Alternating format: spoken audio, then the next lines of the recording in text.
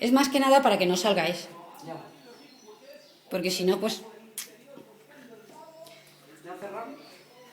Sí, es que ahora cuando llegue, cuando salga, vuelvo otra vez por el pasillo. Vale, vale.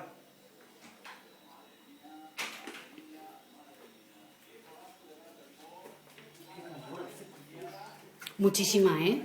Muchísima, Se pusieron- muchísima. pues, la televisión la he puesto hace 2 semanas, en la cocina.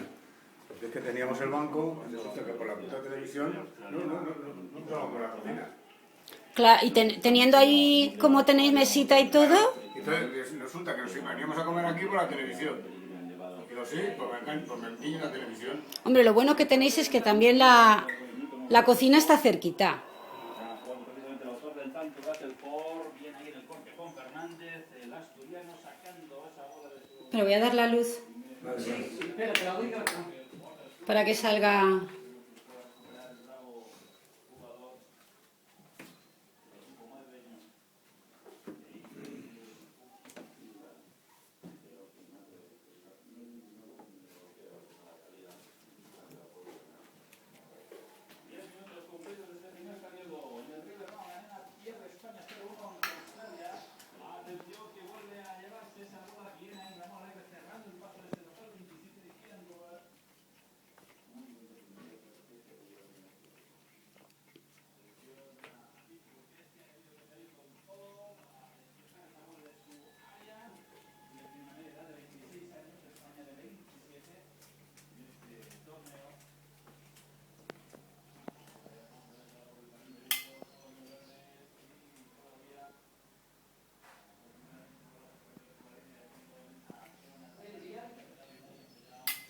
Con un móvil tienes para todo.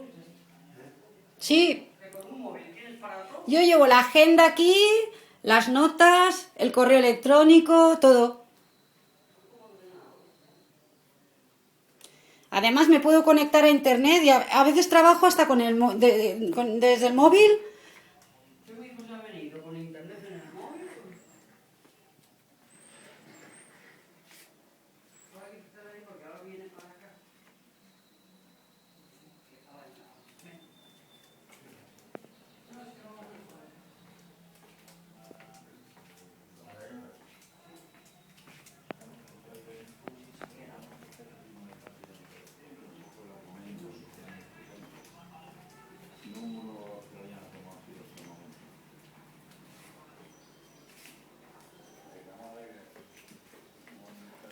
Vale.